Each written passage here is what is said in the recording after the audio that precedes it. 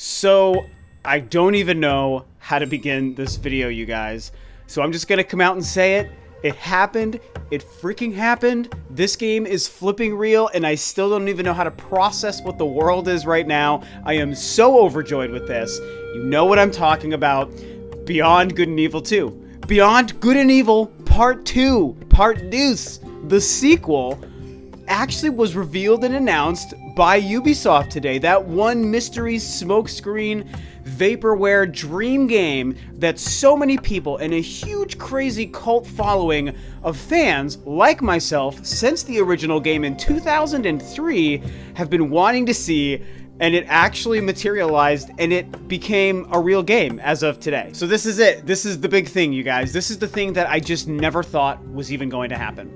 At least until a couple of weeks ago when, as I said, I made a video about this when Michel Ancel, the creative director and kind of the godfather of the Now series in that original game, he had come out and had an interview where he said, yeah, we're working on the game. Beyond Good and Evil 2 is a game, and it's going to come out, and we're not going to show it at E3, which was a weird lie, but maybe we'll show it later. And it was like this weird confirmation about the game that no one was really talking about as a big deal, except for me in that video.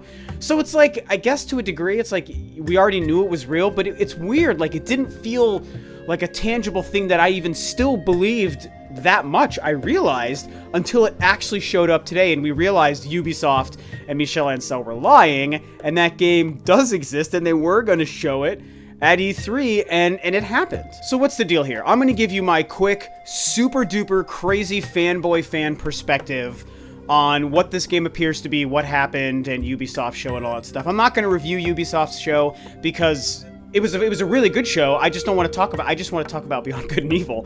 Actually, I don't really want to talk about everything else. But, I mean, yeah, Ubisoft's show was really good. Just finished a Juices Loose podcast for E3 where I got to discuss it with everybody, and I gave it a grade. I think I gave it an A, probably, is I think what I gave it, because it was a really great show. So, Ubisoft, you did great with or without Beyond Good and Evil 2, but you had that perfect stinger. So, Beyond Good and Evil 2. Again, super fan of the first game, and anyone who's been following me, you guys all know I got so many wonderful tweets and treats from all of you guys out there who knew that I would be somebody who would lose my mind over this game. And I really have to appreciate all of you guys who knew to kind of joke with me and have fun. And oh my god, I bet you died. I think I heard you cry out in joy when this happened. Like, that really meant a lot to get on Twitter and see everyone tweeting me about this game. So thank you guys. Super huge fan. Been waiting for this game for an eternity. The original game, I played it in 2003 on the GameCube. I still have my copy. In fact, how in the hell did I not even have this game actually ready to go and just boom, still have my GameCube copy of this game. So I played this day one when it came out in November 2003, and I was working for GameStop at the time as a manager, and I remember putting that game on the shelves for the PlayStation 2 and GameCube and Xbox. Came out on all three 6th-gen consoles, and I took it home right away. I believed in it already, and it blew me away. It's still one of the best gaming experiences I remember ever having that first time playing through it. I remember where I was living. I remember what my dating scenario was. I remember my job scenario and my family scenario. I have such a memory of the time when this game came out, and I played through it. It's so ingrained as a part of my gaming history, really. And it's a special game that was very revolutionary for the time. And again, we talked about this on the podcast earlier. This is a game that came out at the time when what would become the big open world genre of games as we know today was just getting started. Grand Theft Auto 3, which was the real big kind of door blowing open sort of experience for that, was just like the year or so ahead of it, I think.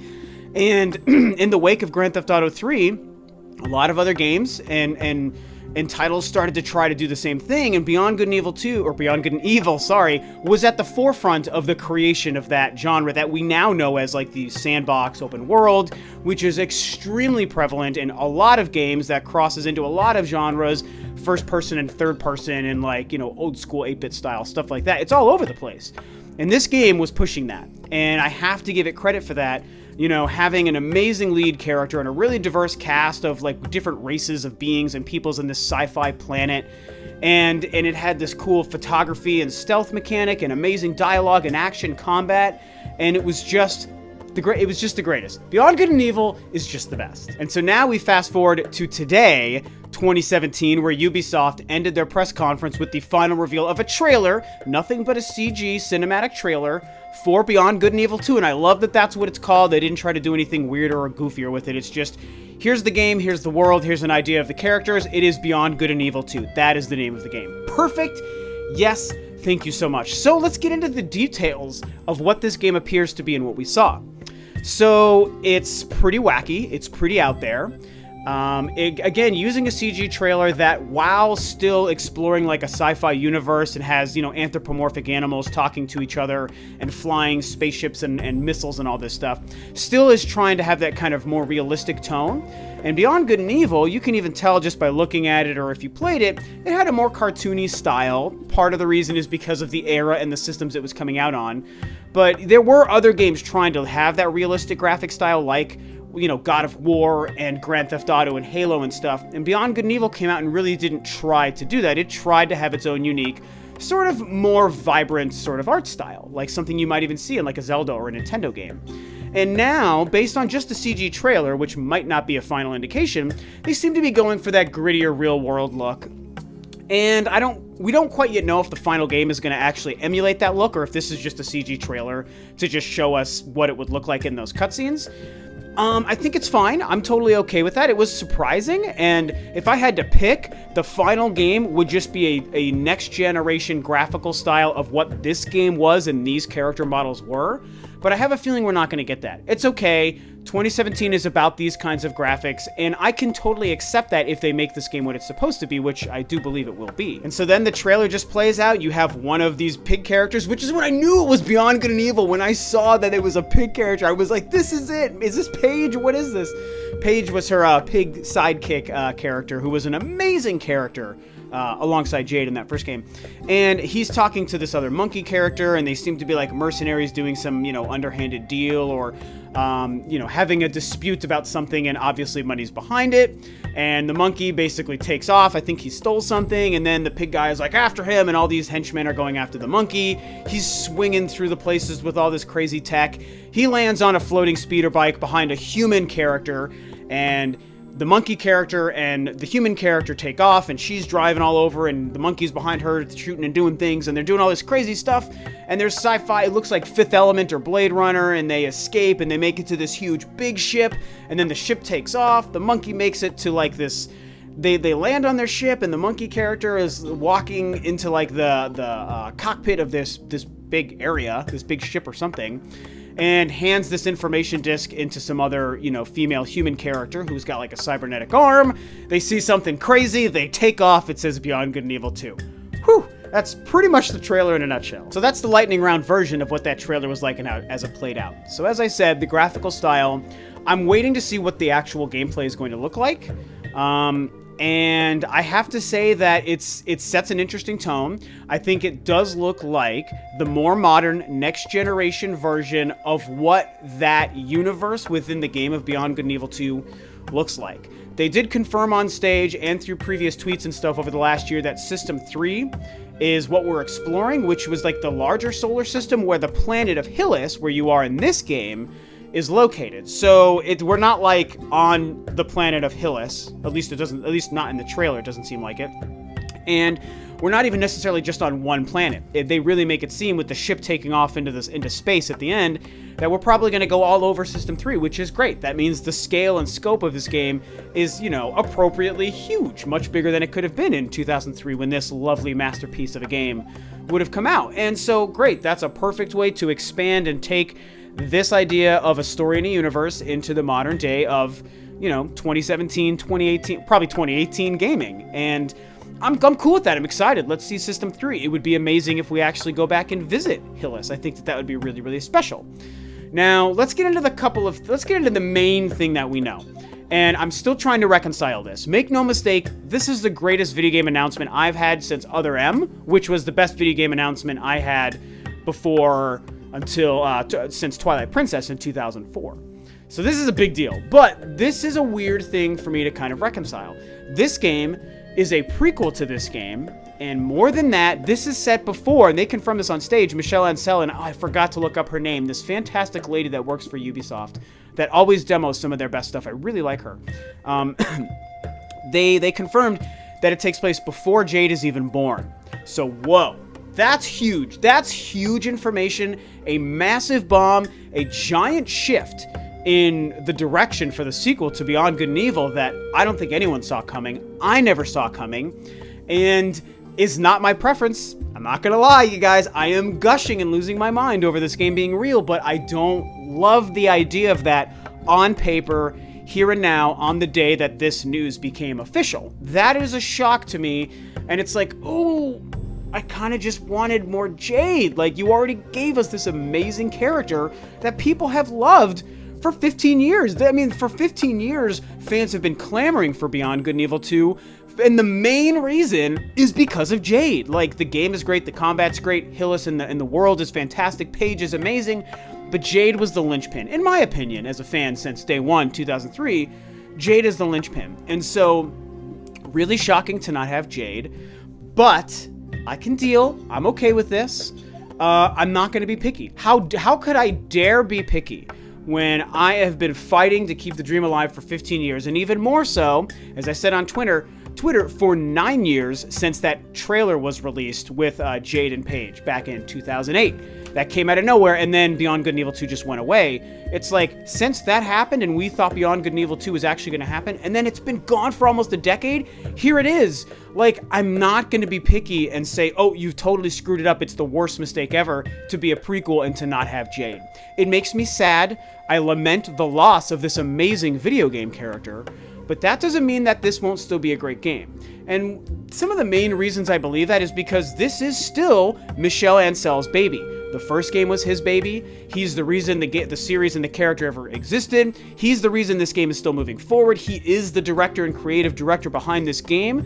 So this is his world, which means that this prequel game, before Jade is born, is part of his vision. And I'm someone that will always appreciate and respect the craft of creation and the artistry behind creation. Partly because I'm a musician myself by trade, so I also create my own music as art, and also because I'm just an adult and I get what it's like to work on something you care about. And if this is what Michel Ancel feels, and this is the story and direction he wants to go and the story he wants to tell, more power to him. I trust him as the creator more than myself as a fan. So I'm sad, but I'm cool with it.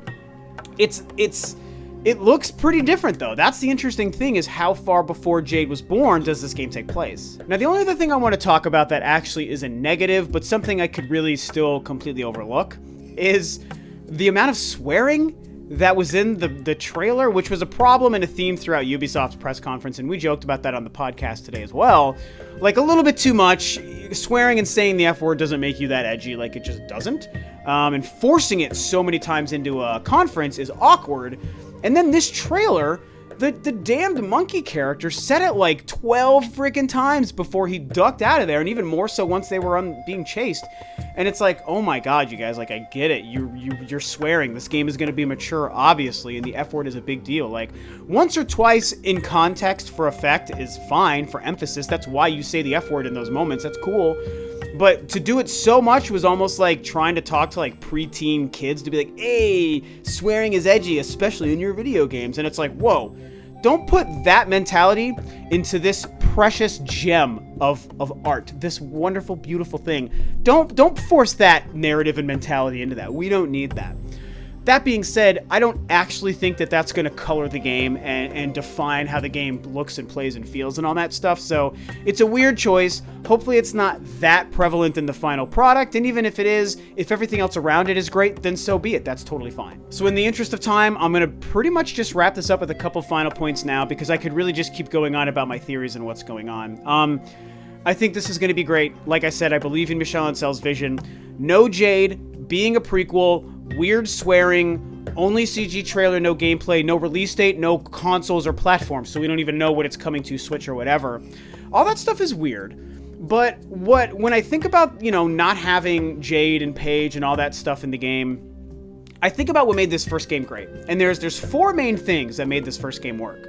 And it's Jade, it's also Paige, it was the stealth and the photography aspect of the gameplay and exploration and story, and it was the world of Hillis. Now, of those four things, to be fair, the two strongest things in my opinion were Jade and Paige. We know we're not going to have those in the game, so that's too bad. We don't have those two amazing things, but we can still very easily have an amazing world. We might even have Hillis, like I said, so that might even still be included in this game. And we can still very easily have the amazing stealth and photography and combat and gameplay and exploration that this game had, only in a different setting and context because of when and where it is. So those elements, which are still vastly important to this game, are still probably going to be present, not to mention new characters that are probably going to be just as awesome. Okay, not just as awesome. You don't replace Jade and Paige. They were perfect pair. But I feel like we can still get more great characters in this world from Michel Ancel and Ubisoft. So that's why it's like, I'm good, man. I am good. I can finally say these words. Beyond Good and Evil 2 is real. It's a game. We're going to get to play it. I'm going to get to play it. You're going to get to play it. We can buy this game at some point in the future. And that's an amazing thing to be able to say that some of us thought might never happen. It's definitely an interesting kind of tactic to go the prequel route too, because, you know, spoiler alert for the end of the game. So like, if you don't want to, if you're going to go back and play the game now because you're excited for the sequel and you want to see what it's all about, don't listen for like 15 seconds. But spoiler alert for the end of the first game is when everything seems hunky-dory, Paige looks at his hand and sees that he's being infected by the main enemy of that first game. And then it ends and it just cuts with like this whack kind of sound, like, oh shit, what's going to happen next kind of thing. And that was great. That was a great cliffhanger for a game that felt otherwise wrapped up. So we always thought, on top of the fact that there was the 2008 trailer, that story of Jade and Paige was going to have to continue because something was left unresolved by the end of that game. And so it's even that much more surprising to have this game actually be a prequel, not a sequel. You know, and the other thing is, there is that very famous footage. I'm going to try to capture it and hopefully have it a part of this video here. There was that very famous leaked footage of initial gameplay way back when. I mean, within the year after that 2008 trailer with Paige and Jade. And it was Jade running through the streets, doing all this amazing acrobatics and hopping and fighting and jumping onto the ship as it flies off. And it was like kind of just a great, I talked about this before, almost like a tech demo for the 7th generation hardware, because it was right in the first couple of years of the PS3 and 360 and the Wii, but obviously that wasn't a Wii game. And it was like, whoa, this is amazing, like this is crazy. And it was absolutely quantifiably, without question, Jade. And I watch that now, and it like, it hurts so much because now we know we finally have this game, but it's not with Jade in it, and that's really sad. But it's like, well, all of those things made it seem like it was going to be a sequel and it was going to be continuing Jade's story, but that's not what they did. They should have continued Jade's story. I don't need more prequels in my life. I mean, you know, I'm a fan of the Star Wars prequels, but like, that's it. I don't need any other prequels in my life, man. Let's keep moving stories forward. This trend of always going backwards, it's like I've been over it for years. So it'd be really nice if we were just finding out the next step in Jade's story, because I'm sure that's an interesting story, which is why, final point of this video, I actually do believe, especially if Beyond Good and Evil 2 is successful like we want it to be, I think that they will still revisit Jade in the future. And I feel like maybe the next game they might make would be a game that continues this game's story, and we will see the return of Jade. I think that there's obviously plans for more than just this initial sequel. I'm sure they'd love to do a couple of things.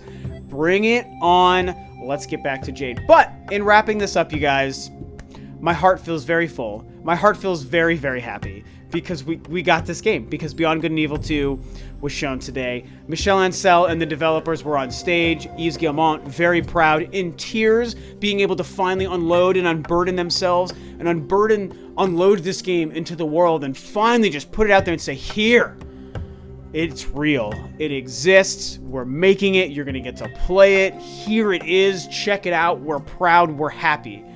And that was such a moving moment for me as just this dorky guy that loves Beyond Good and freaking Evil, man. It's just so incredible. And it's interesting because Beyond Good and Evil 2, the title uses the word and, whereas the first game uses the ampersand. So I was actually, that's a weird thing I was just surprised by, but that doesn't actually matter. So anyway, I'm going to wrap this up, guys. Like I said, happy heart, full heart. Rob is in a wonderful place right now because of this game. So hopefully you guys are feeling the same. Please talk to me and yourselves about Beyond Good and Evil 2. Do you feel it? Are you excited? Do you think it's going to be great? Are you questionable? Did you love the first game? Have you been waiting for 15 years? like myself and many others for the sequel? Is this all brand new to you, so now you're curious and you have to check it out? I really want to hear you guys. I'm going to try to be active in these comments because I want to talk to everybody about Beyond Good and Evil 2. I don't think we're going to see Metroid, so this was my big thing for the year, is this, because it only would ever have been Beyond Good and Evil 2 or Metroid. Those are the two things I could have ever wanted. And we got it. We got one of the two, sorry. So I don't expect Metroid, but we got this. This is great. So talk about this game below. Thank you so much, guys, for indulging me and tuning in as I gush about this game and I just get all sappy and weepy like a dork. Really appreciate your guys' fanship. This is Rob of Rule 2 Review, and I will catch you next time on another E3 video.